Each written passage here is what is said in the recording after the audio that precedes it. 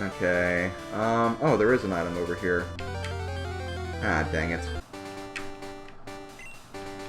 Here we have a Great Ball. Oh, wow, that's actually pretty cool. I didn't realize you could get Great Balls this early. Oh, guess what? You can. Hallelujah! Hallelujah! Hallelujah! Hallelujah! My Zubat learned Bite. Ah, thank God.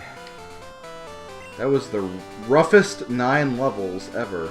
So I'm going to put Laharl in front so I can work on getting his first really good move. I'll put Swampire right here, just so we're in kind of an ordered fashion in terms of level. And let's actually get back to training. I actually realized that there was a trainer I forgot about at the very top of this bridge. Or maybe not. Okay, never mind. Forget I said that. Ignore me. Don't listen to anything I'm saying. I'm weird. Blah, blah, blah, blah, blah, blah, blah, blah, blah, blah. There you are. That's who I'm looking for. I found some good Pokemon in the grass. I think they'll do it for me. I got confused because I thought this guy was Camper Roland, but no, this is youngster Gordon. He has another new Pokemon, Wooper, another one of my favorites. But again, because he is one of my favorites and I've used him numerous times before, yep, probably not going to be using him for this playthrough. Sorry, guys. Let's go ahead and showcase... Let's showcase Bite, I guess. The problem with Wooper is he is actually not just a water Pokemon, he is a water ground type, so you guessed it, thunder moves or electric moves are not effective against this guy at all. He resists them completely, which makes him honestly a pretty good Pokemon. I love water ground types because they resist electricity and they resist it very well. The only problem with them, though, is that they are 4 times weak to grass-type moves. So, you do have to look out for that. But yeah, now that we have Bite, we can actually destroy things with the Zubat. Thank God. I seriously hate the Leech Life phase of Zubat. How would you like to have this tasty, nutritious Slowpoke tail? Ew. For you right now, just 1,000,000 Pokebucks. You'll want this. No! You don't want it? Then scram, shoo! I hate you. What do we have? Ooh, hello, lady. Frida? Yahoo! It's Friday! I am Frida Friday. Nice to meet you. Here's a Poison Barb for you. So, Poison Barb is kind of like the Miracle Seed, although this one improves Poison-type moves. We're going to put that in the item pocket. Give it to a Pokemon that has Poison-type moves. Oh, it's Wicked. You'll be shocked at how good it makes Poison moves. Hiya! What day do you like? I love Friday, no doubt about it. Don't you think it's great too? Okay, well, I thought she would go into more detail, but she is one of the Day of the Week family, where basically on every day of the week, there will be one trainer like this that will appear all over the world. And Frida only appears on Friday. It's still Friday when I'm recording this, so naturally Frida would be here. So, there are 7 of those children. You have to find them all. They all give you type effective items, which basically boost the power of one of your different types of moves. So we have the poison one, we have the grass one, and we'll get 6 more from other Days of the Week children. They won't appear in this spot. They all have their own special location that you have to find. You won't learn all of their locations in the game until you get to pretty close to the halfway point of this game. But I do know where they all are, and throughout the playthrough I will be getting them, so do not worry about that. Let's go ahead and go to the Pokemart here. Welcome to our Pokemon Center, or Pokemon Center, not Mart. So we can heal up. And we're actually almost done with this session, believe it or not. I have only a few things I want to do before we finish up here. First we have this guy. This is a great fishing spot. You saw people fishing? How about you? Would you like one of my rods? Sure. Heh, that's good to hear. Now you're an angler too. And we get the old rod. Old rod is the worst fishing rod in the entire game. It can only fish, in this game, only 2 types of Pokemon. It can fish out Magikarp and Goldeen, but more often than not, it's going to be a Magikarp. There's like a 10%, 5% chance it'll be a Goldeen, so it's still basically a Magikarp catcher, unfortunately. So, let's go ahead and just get Magikarp out of the way. Because why not?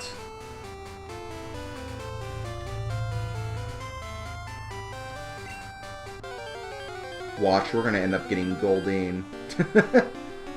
Nope, okay, it's Magikarp. That's good, that's good. I don't have to worry about,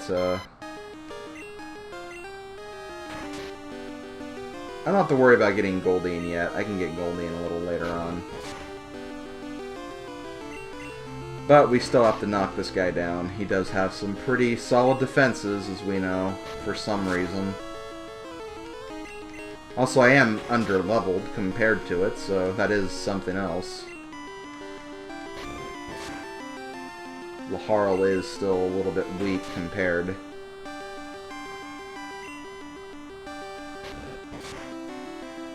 Okay, keep going, we're almost there.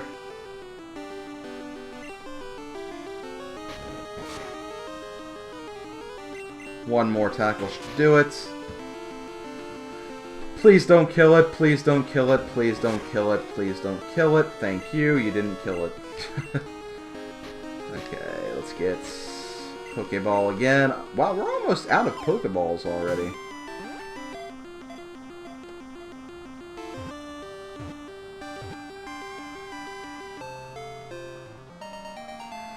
And the name I'm gonna give this guy gonna be slightly different. I believe I named this person after Pinsir in my Pokemon Red and Blue playthrough, or my Pokemon Blue playthrough. I didn't play Red, I don't know why I keep saying that.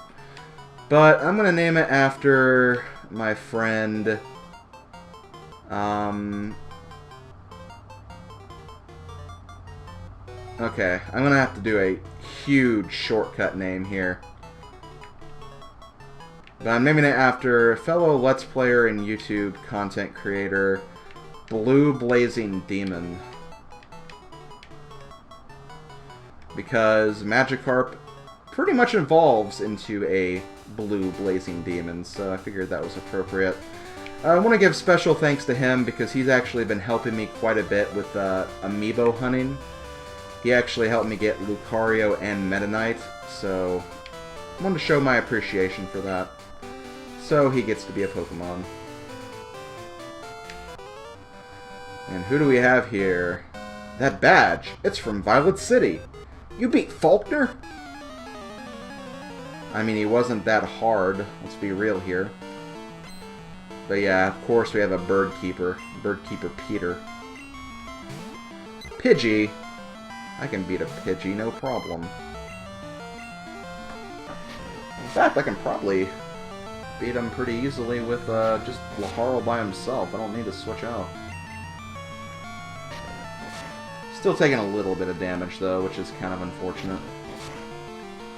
And I feel like Mareep is one of the few instances where you actually have a slow electric Pokemon, because I feel like electric Pokemon are often known for their speed.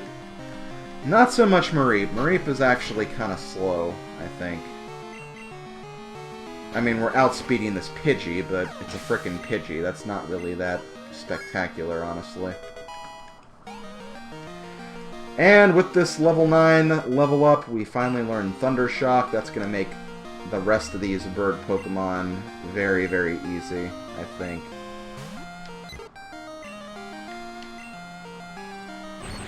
And yeah, I'd say this guy is definitely weaker than Faulkner.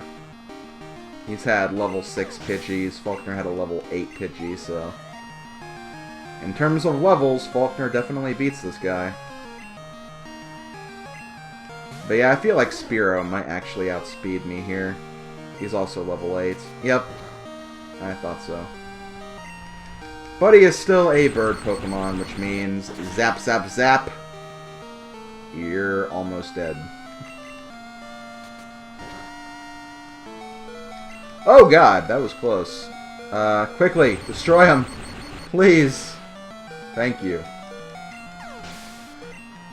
Okay, well, that is the last trainer in this route. And because it's the last trainer, I'm actually going to not only be done with this route, but I'm also going to stop this recording session because it's been... how long has this been, actually? 3 hours! Okay, well, I've been playing for 3 hours. I think it's a good stopping place, so let's go ahead and go back to the Pokemon Center, heal up. Off camera, I am going to raise my Pokemon up a few levels, especially all of my boxed Pokemon. I shouldn't have any evolutions. If I do have an evolution, it's going to be Caterpie and Metapod, but that's really about it, so... that's what I'm going to be doing off camera. I'm also going to be backtracking during the night of one of these next few nights. I'm going to go... essentially, I'm just going to go and get all those Pokemon that I can only catch during the night. So, HootHoot, Spinarak, Gastly, and Wooper. So, I'll also showcase myself catching those Pokemon as well. But yeah, that's going to do it. So, thanks for watching the first recording session of Pokemon Gold, guys. Really looking forward to the rest of this. This has been a lot of fun to do so far, and I hope you guys enjoy it. This has been Pokemon Trainer Rob. See you guys next time. Later, folks. Hey guys, before we end this video, I have another short segment I want to show off, although it's about 8 minutes, so maybe short is not the best thing to call it. But I originally intended for this to be at the beginning of the next video, but due to how long this was and how short this video was, I decided to put this at the end of this video as opposed to the beginning of the next video. That way, when we get to the next video, we can just go ahead and get started, and I can make this video a little larger in the process. So, in the course of this little segment here, I'm going to be catching 4 Pokemon that I still need to get, and I'm also going to be evolving one of my Pokemon twice. You can probably figure out who that is just based on the Pokemon that are available and a Pokemon from the Pokemon Blue version playthrough. So, first up we have Wooper. You can find him on Route 31. Like I said before, Wooper is a water ground type Pokemon, a very effective typing, completely resists electric type moves, and honestly I've always had a really good time using Wooper in the past. However, for this playthrough I will not be using him just because I seem to use him all the time whenever I play this game on other bases. So, unfortunately not going to be seeing a lot of Wooper in this playthrough.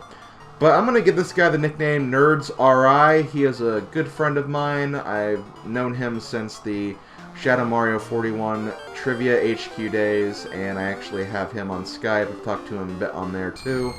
Very, very solid kid. I enjoy talking to him, and he's a really, really nice kid. So that is who I decided to name Wooper after, because when I look at Wooper, I can kind of see nerds a little bit in Wooper, I suppose.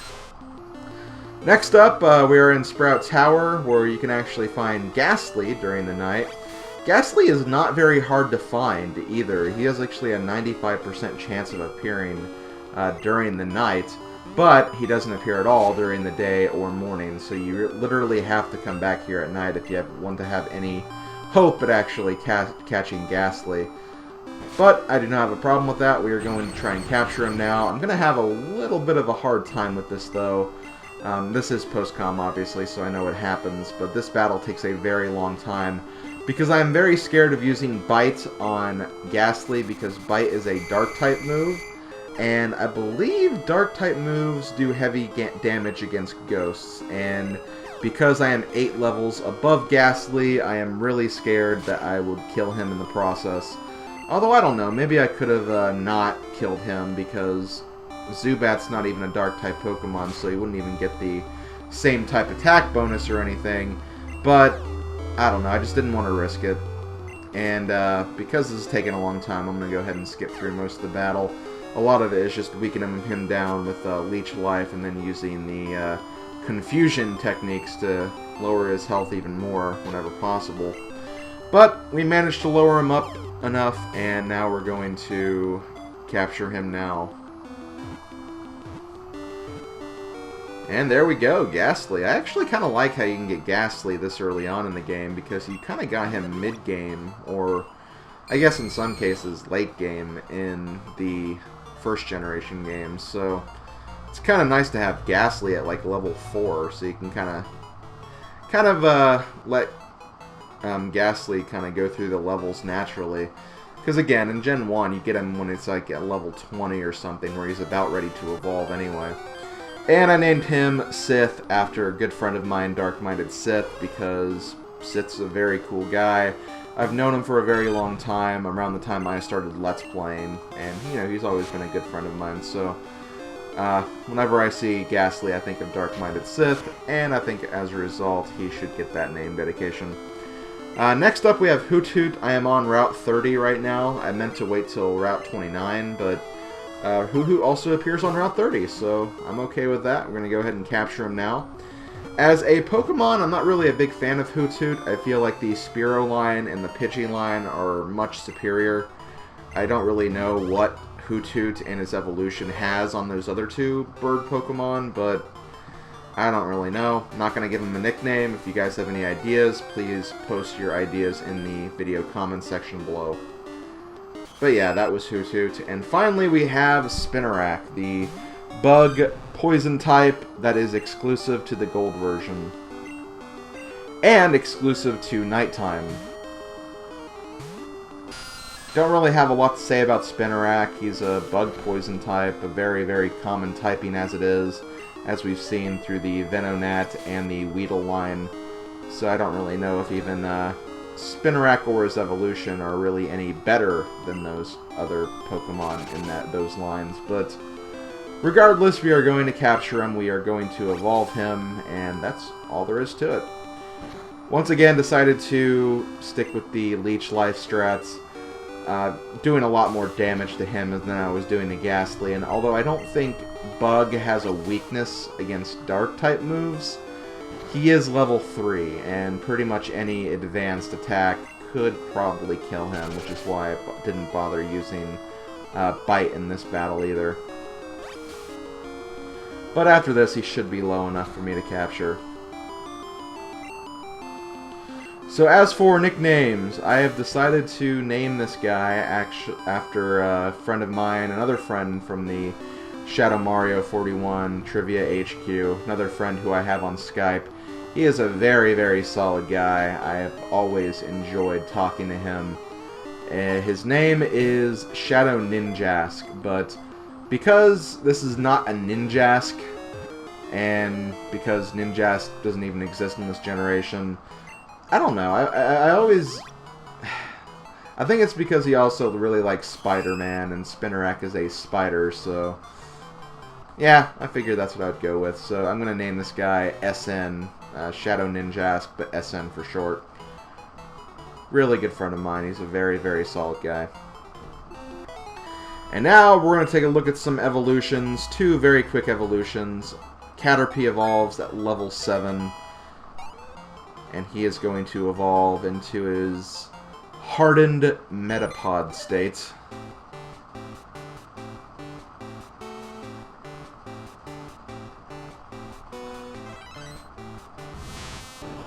The very famous hardened Metapod that can break a pincer's horn when looking at the frickin' anime.